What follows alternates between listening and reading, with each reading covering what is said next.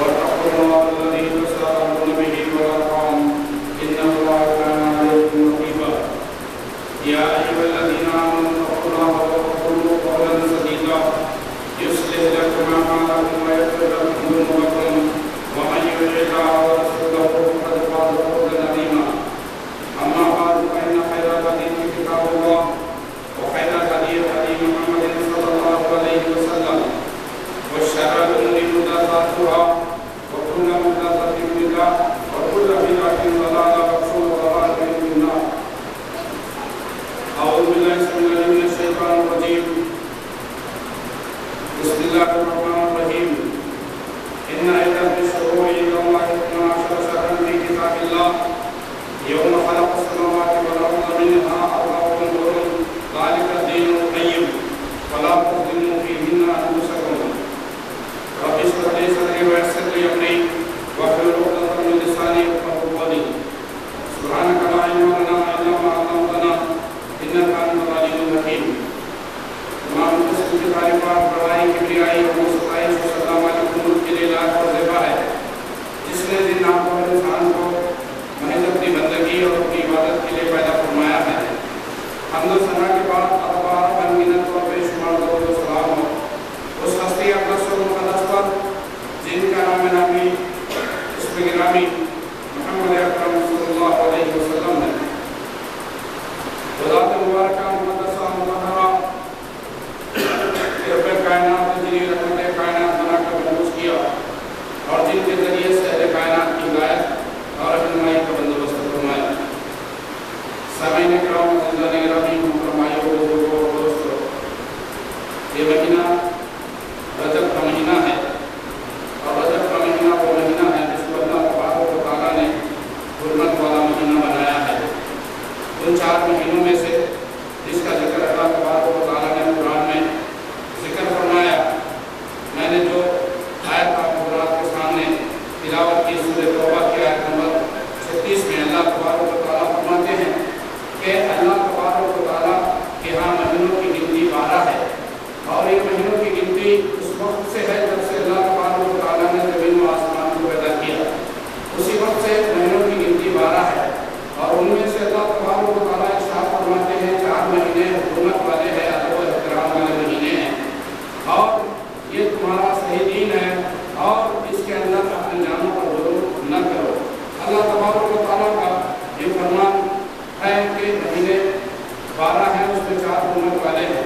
اب یہ 4 حکومت والے کون سے ہیں، اس کی وضاحت اللہ کے رسول صلی اللہ علیہ وسلم کی حدیث سے ہمیں ملتی ہے کہ اللہ کے رسول صلی اللہ علیہ وسلم نے فرمایا کہ 4 مہینے حکومت والے مہینے ہیں اور 3 مہینے یعنی پہ ذوالقعدہ، ذوالحجہ اور محرم اور 4واں مہینہ رجب کا مہینہ ہے.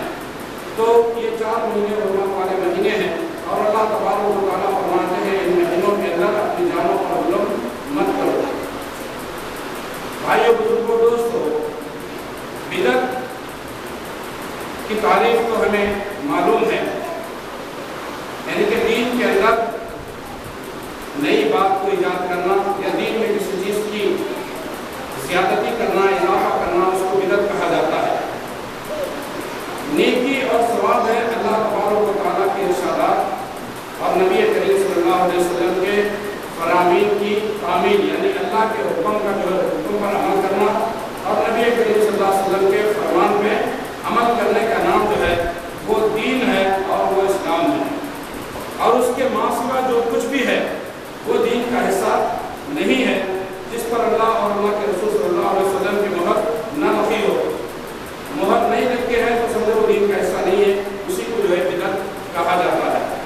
دین اور شریعت سے اس کا کوئی تعلق نہیں رہتا اور کوئی بھی عمل بظاہر انسان کو یا ہمیں کتنا بھی اچھا نظر آئے اور اس کے اندر جو ہے ہم یہ سمجھتے ہیں کہ ہم یہ عمل کرنے سے زیادہ جو ثواب ہمیں ملنے والا ہے، یہ اپنی سوچ سے اگر ہم کر رہے ہیں تو وہ بھی دین کا حصہ نہیں بن سکتا.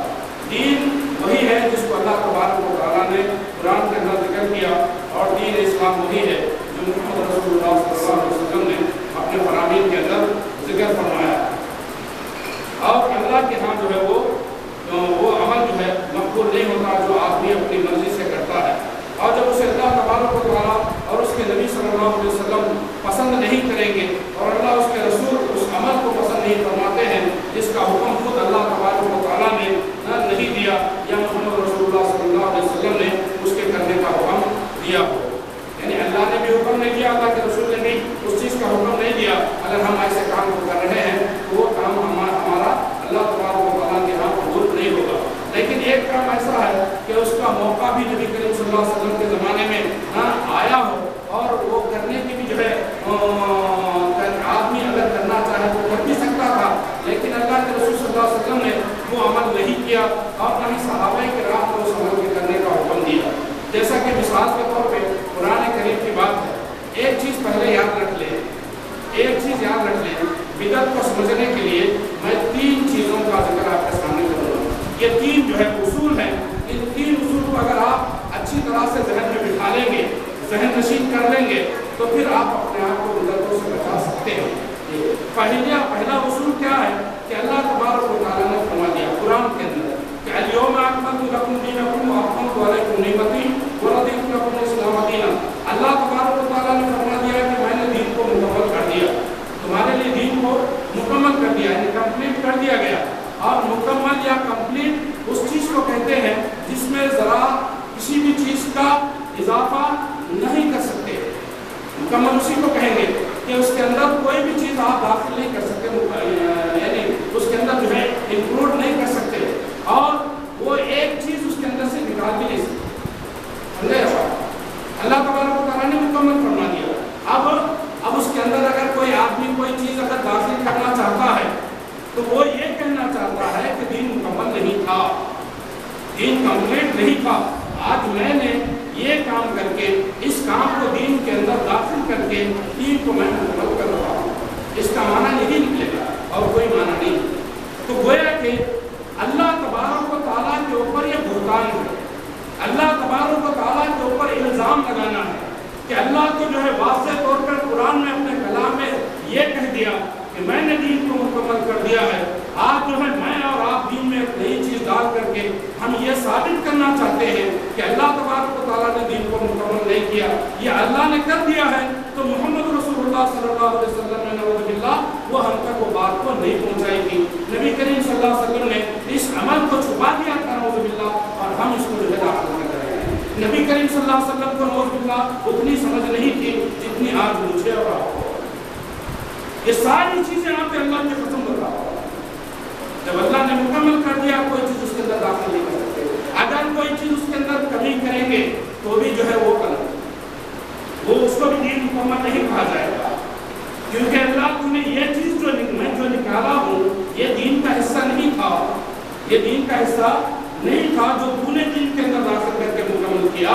अब इसको निकाल करके मैं कोई और चीज़ उसके अंदर दाखिल करूँगा, न निकालना सही है न उसके अंदर डालना सही है। बात समझ में ये उसूल अच्छी तरह से याद रखिए। दीन मुकम्मल हो गया,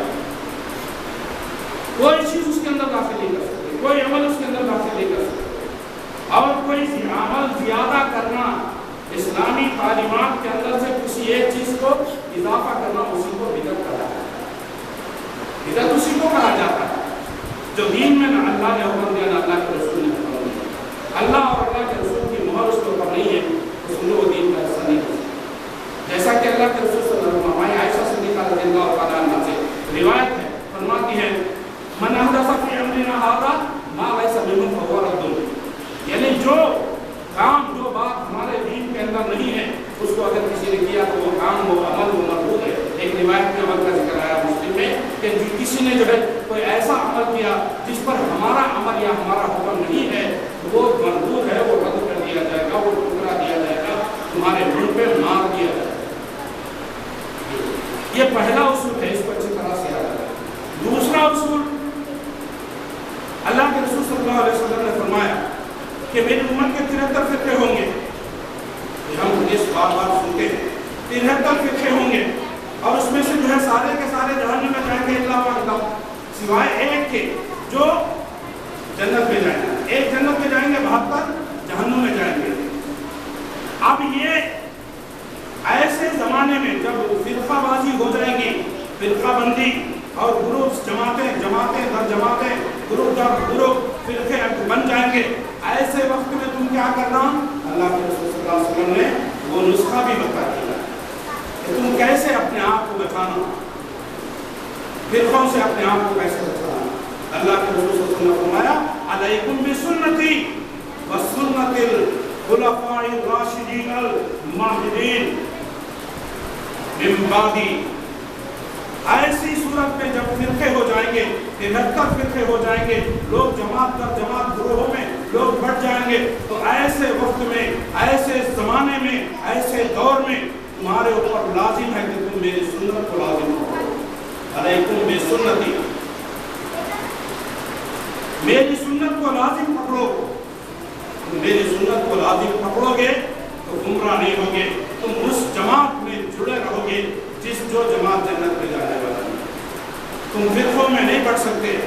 میری سنت کو لازم کرو اور میرے بعد میں میرے خلفائے راشدین کی سنت کو لازم کرو. ایک روایت میں آتا داڑھوں کی مضبوطی سے پکڑو.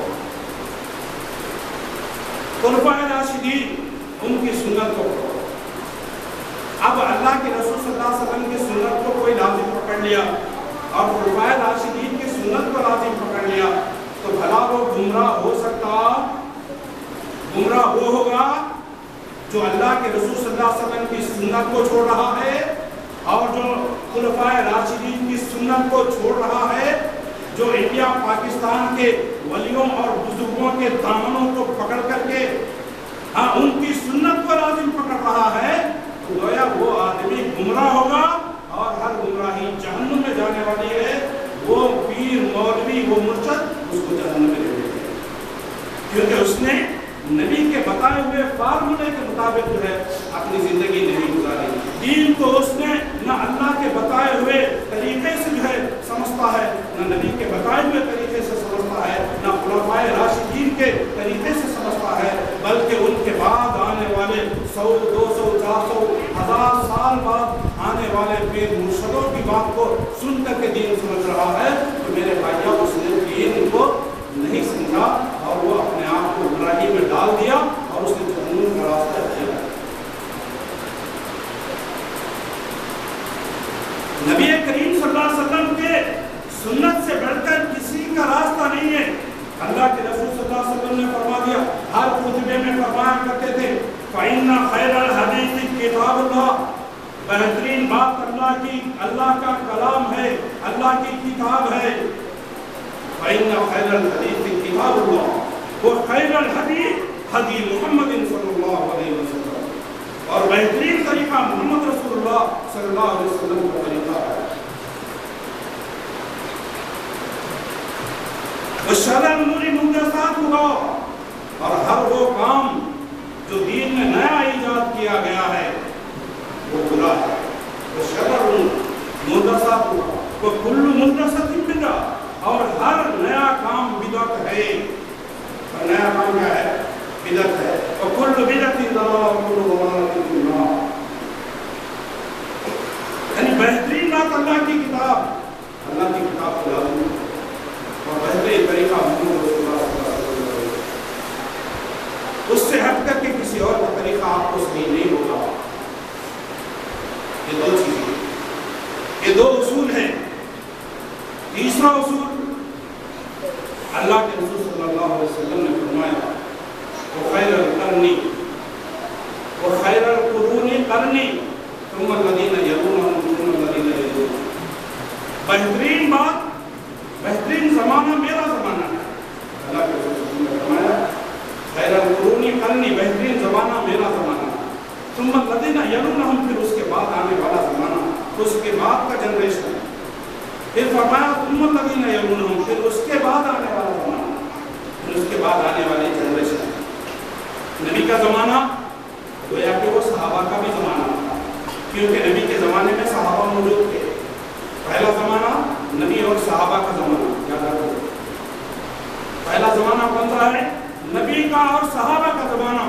اور دوسرا زمانہ صحابہ اور تابعین کا زمانہ، صحابہ اور تابعین کا زمانہ. اور تیسرا زمانہ، تیسرا دور اور تیسرا جنریشن ہے تابعین اور تابعین. ان 3 زمانوں کے بارے میں اللہ کے رسول صلی اللہ علیہ وسلم نے گارنٹی دی اور ان کو بہترین زمانہ قرار دیا۔ یہ 3 اصول ہیں۔ اب یہ جو تیسرا اصول جو ہے، اب یہ کیا ہے؟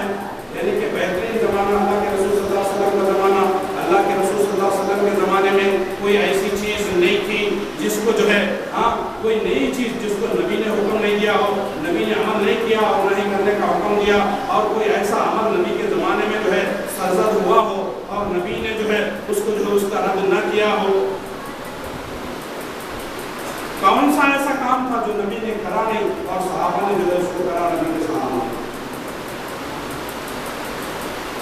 تو جو کام نبی کے زمانے میں نہیں تھا وہ کام بعد میں اگر کوئی کر رہا ہے تو جو صحابہ کے زمانے میں نہیں تھا، صحابہ اور تابعین کے زمانے میں جو عمل نہیں تھا، جو کام نہیں تھا، وہ اگر کوئی آج کر رہا ہے تو وہ دین کا حصہ نہیں ہو سکتا، وہ بھی بدعت ہے۔ اور اس کے بعد کبھی تابعین کے زمانے میں بھی کوئی ایسا کام نہیں تھا جو آج میں اور آپ کر رہے ہیں، تو وہ بھی جو ہے کام وہ عمل جو بدعت ہے۔ بہترین زمانہ اللہ کے رسول صلی اللہ علیہ وسلم کا، اور الحمدللہ ایسے دور میں جو ہے اس دور میں یہ 3 زمانوں کے اندر سنت جو ہے وہ غالب تھی بدعت کے اوپر، سنت غالب تھی بدعت کے اوپر، اور بدعت پٹتی تھی اس وقت، سنت کے سامنے بدعت سر نہیں کھا سکتی تھی۔ وہی کا وہاں جو ہے اگر کوئی بدعت جو ہے اگر رائج بھی ہوتی وہی پہ اس کو ختم کر دیا جاتا، رد کر دیا جاتا تھا۔ عبداللہ بن عمر رضی اللہ تعالیٰ عنہ مسجد کے اندر آتے ہیں، مسجد کے اندر نماز پڑھنے کے لیے آتے ہیں، اس مسجد کے اندر تسبیح ہوتی ہے، تسبیح اس کو کہا جاتا ہے جو نماز کے بعد میں اقامت سے بھی اذان اور اقامت کے بیچ میں کوئی ایسی آواز لگائے لوگوں کو نماز کو بلانے کے لیے، اس کو تسبیح کہا جاتا ہے۔ تسبیح کا لفظ جو ہے حدیث کے اندر آیا ہے، یعنی کہ آئیے نماز کے لیے، نماز کھڑے ہونے والی ہے، آئیے۔ اللہ کے رسول صلی اللہ علیہ وسلم کے زمانے میں عمل کیا تھا؟ اذان ہوتی تھی، اس کے بعد اقامت ہی ہوتی تھی۔ اذان اور اقامت کے بیچ میں کوئی آواز نہیں لگائی جاتی تھی، مؤذن نے آواز لگائی اذان اور اقامت کے بیچ میں۔ عبداللہ بن عمر رضی اللہ تعالیٰ عنہ کہتے ہیں اپنے شاگرد مجاہد کو کہ مجاہد مجھے اس مسجد سے لے کر چلو، یہ بدعتی ہے، یہاں پر نماز نہیں پڑھو۔ کیا بڑا برا کام کر دیا تھا اس نوجوان نے، کیا بڑا برا، نماز کو کوئی لوگوں کو بلا رہا تھا اذان کے بعد، تو ایسی وہاں پر دفن کر دیا جاتا تھا، یہ بدعت ہے۔ کسی نے جو ہے مسجد میں ٹھہر کر کے جو ہے گن رہے تھے، اللہ کا ذکر کر رہے تھے، کوئی ایک گروپ بیٹھا ہوا تھا حلقہ بنا کر کے، ایک آدمی لا الہ الا اللہ کہتا ہے، اس کے ساتھ میں سارے لوگ لا الہ الا اللہ کہتے ہیں اور ایک کنکری ڈالتے ہیں، سبحان اللہ کہتا ہے، ایک کنکری ڈالتا ہے، اور سب بھی اس کی طرح جو سبحان اللہ کہہ کے کنکری ڈالتے ہیں، الحمدللہ کہتے ہیں، کنکری ڈالتے ہیں۔ اللہ کا ذکر ہو رہا ہے، کیا ہو رہا ہے؟ اللہ کا ذکر ہو رہا ہے۔ صحابی رسول آتے ہیں، آ کر کے دیکھا یہ کیا ہے، کہا غالباً عبداللہ بن مسعود رضی اللہ تعالیٰ عنہ، وہ مسجد میں آیا، دیکھا یہ نیا کام جو ہے دین کے اندر جو ہے یہ لوگ کر رہے ہیں، پوچھا کہ تم کیا کر رہے ہو؟ کہا ہم اللہ کا ذکر کر رہے ہیں۔ انہوں نے کہا اللہ تمہیں عذاب دے گا، اللہ تمہیں عذاب دے گا۔ کہا اللہ کا ذکر کرنے سے اللہ ہمیں عذاب دے گا؟ اللہ کا ذکر کرنے سے عذاب نہیں دے گا، بلکہ نبی کے طریقے کے خلاف کرنے سے بھی عذاب دے گا۔ نبی کے زمانے میں ذکر ہوتا تھا، اللہ کے رسول صلی اللہ علیہ وسلم اپنے ہاتھ کا ذکر کرتے تھے، اپنے ہاتھ کی انگلیوں کا ذکر کرتے تھے۔ تم کنکریوں کو جو ہے دین کے اندر جو ہے داخل کر دیے، کنکریوں کے اوپر تم ذکر کر رہے ہیں، یہ نیا کام، اس کو بھی انہوں نے بدعت قرار دیا۔ نبی کے جو ہے گزرے ابھی کتنے بھی دن نہیں ہوئے، انہوں نے کہا نبی کو گزرے اور کتنے بھی دن نہیں گزرے، نبی کے کپڑے بھی ابھی بوسیدہ نہیں ہوئے، نبی کے برتن بھی ابھی نہیں ٹوٹے، اور تم نے نئی ایجاد کر لی۔ تو میرے بھائیوں یہ 3 چیزیں یاد رکھ لیجئے، جب اللہ نے پہلی چیز کیا ہے، اللہ نے دین کو مکمل کر دیا، تو اس کے اندر آپ کوئی چیز ہم داخل نہیں کر سکتے، کوئی اضافہ کمی نہیں کر سکتے، اگر کریں گے تو سمجھو وہ بدعت ہوگا۔ دوسری چیز اللہ کے رسول اور خلفائے راشدین کی سنت سے ہٹ کر کے کوئی ایسی چیز ایسا عمل ہم کریں گے تو وہ بدعت کہلائے گا۔ اور تیسری چیز وہ 3 زمانے جس کے بارے میں اللہ کے رسول صلی اللہ علیہ وسلم نے ضمانت دی، گارنٹی دی، بہترین زمانہ کہا، وہ زمانے میں وہ عمل نہیں ہوا، وہ آج میں اور آپ کریں گے تو وہ بدعت کہلائے گا۔ یہ اصل میں جو ہے بدعت کا مسئلہ جو ہے یہ ہے۔ تو یہ بدعت دین کے اندر نیا کام ایجاد کرنے کا نام جو ہے بدعت۔ تو آئیے دیکھیں گے انہیں بدعتوں میں سے ایک جو ہے یہ اس مہینے کی بدعت ہے۔ یہ مہینہ رجب کا مہینہ ہے، اس مہینے کے تعلق سے جو ہے اس کی فضیلت کے تعلق سے یہ ہے کہ یہ حرمت والا مہینہ ہے، ادب و احترام والا مہینہ ہے، اس کے علاوہ کچھ بھی نہیں، اس کے علاوہ کچھ بھی نہیں ہے۔ اس کے اندر کوئی اللہ کے رسول صلی اللہ علیہ وسلم سے خاص عبادت ثابت نہیں ہے۔ اس مہینے میں نہ اللہ کے رسول صلی اللہ علیہ وسلم کوئی اسپیشل نماز نہیں پڑھے، کوئی اسپیشلی روزہ نہیں رکھا، کوئی اسپیشلی اللہ کے رسول صلی اللہ علیہ وسلم نے راتوں میں عبادت نہیں کی، اللہ کے رسول صلی اللہ علیہ وسلم نے اس مہینے کے اندر عمرہ نہیں کیا، خصوصاً اس مہینے کے اندر یہ بدعتیں۔ تو یہ مہینہ جو ہے حرمت والا مہینہ ہے، لڑائی جھگڑا بند کرنا ہے اور اس کے اندر گناہوں سے بچنا ہے۔ گناہوں سے بچنا تو سال کے 12 مہینوں گناہوں سے بچنا ہے۔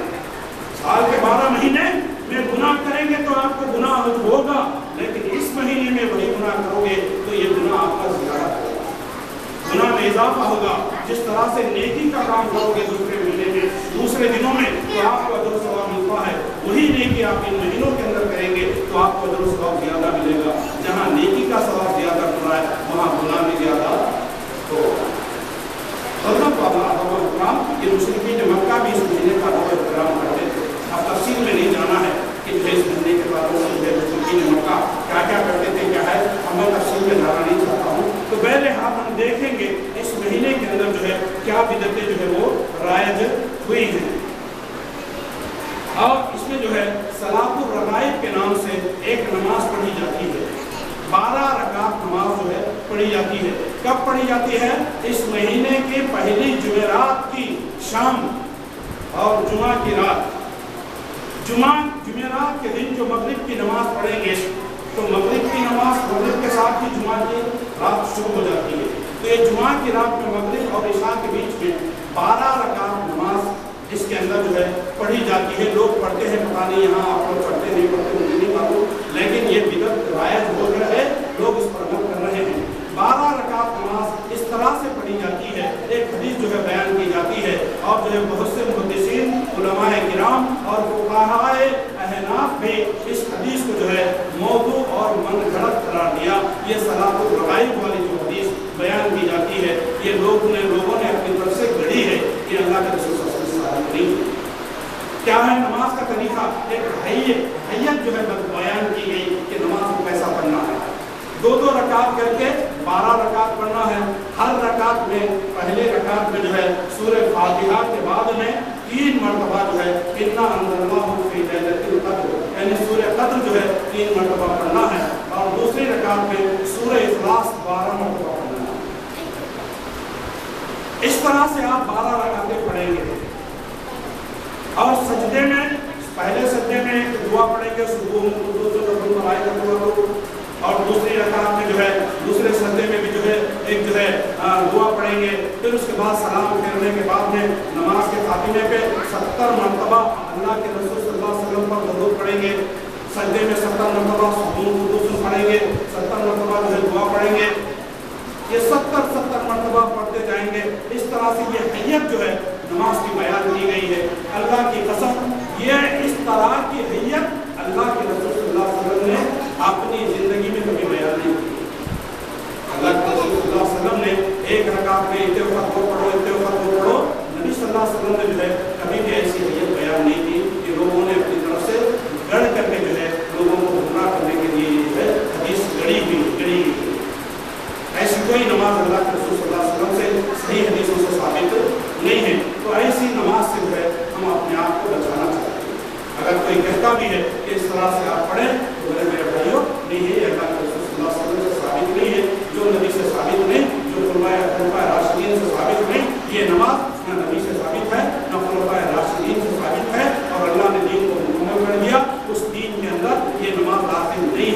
اور جو ہے قرون ثلاثہ کے اندر وہ 3 زمانوں کے اندر بھی یہ نماز نہیں پڑھی گئی. یہ بات کی ایجاد ہے، لہٰذا یہ بدعت ہے اور بدعت کر کے ہم جہنم میں جانا نہیں چاہتے. لہٰذا ہمیں اس کام سے، اس وقت سے، اس نماز سے اپنے آپ کو بچانا چاہیے. میرے بھائیوں نماز پڑھیے نا، 5 وقت اللہ نے فرض کر دی ہے.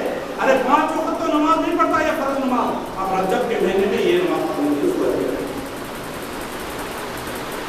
تو یہ نماز جو ہے نہیں ہے. اسی طرح سے رجب کے مہینے کے اندر جو ہے لوگ خصوصی طور سے روزے بھی رکھتے ہیں.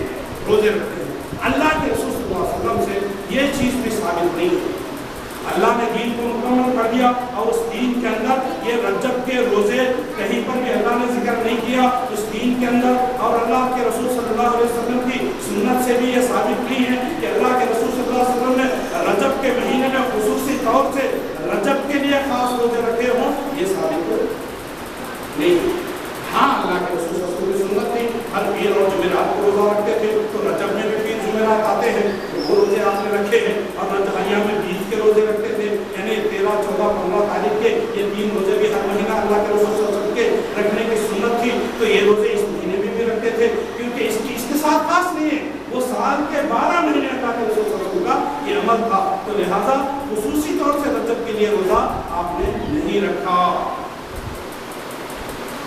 تو اس کے اندر روزہ رکھنا یہ بدعت کہلائے گا. یہ سمجھ کر کے اس مہینے کے اندر روزہ رکھنا یہ 1000 سال کا ثواب ملے گا. یا حدیث بیان کی جاتی، لکھ دیا حدیثوں میں جو ہے کہ ایک روزہ رجب میں رکھو 1000 سال کے جو ہے روزوں کا ثواب ملے گا. 2 روزے رکھو 2000 کا روزوں کا ثواب ملے گا. 3 روزے رکھو 3000 روزوں کا ثواب ملے گا. اس طرح سے میرے بھائی لمبی چوڑی ہے.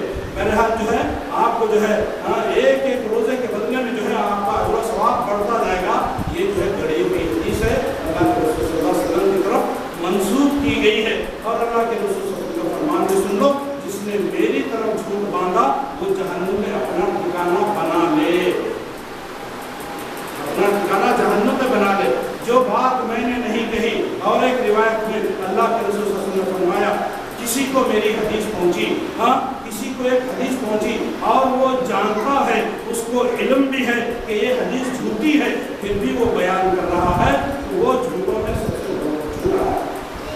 وہ بھی جھوٹا ہے کیونکہ جھوٹی حدیث میری طرف منسوخ کر رہا ہے. تو یہ اس مہینے کے اندر کوئی روزہ بھی ثابت نہیں ہے.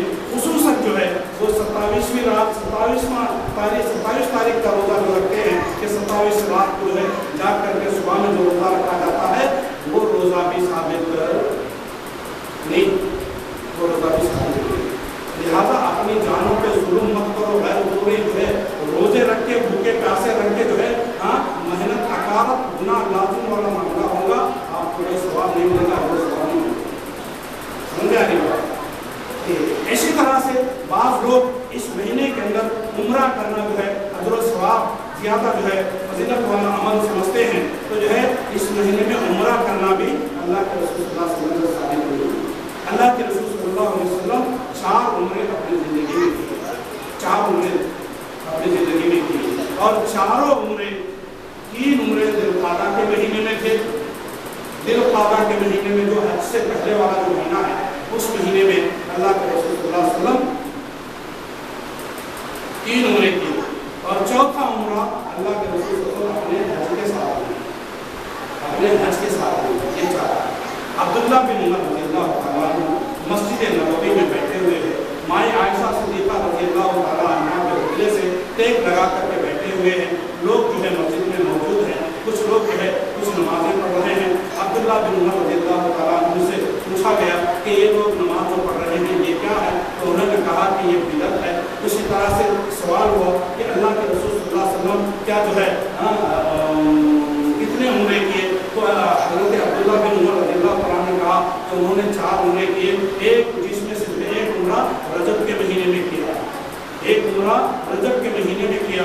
مائیں عائشہ صدیقہ رضی اللہ تعالیٰ عنہ سے کسی نے پوچھا اماں عائشہ کیا آپ عبداللہ بن عمر کی بات کو سنتے ہیں؟ مائیں عائشہ صدیقہ رضی اللہ تعالیٰ عنہ نے کہا کہ وہ کیا کہتے ہیں. وہ لوگوں نے کہا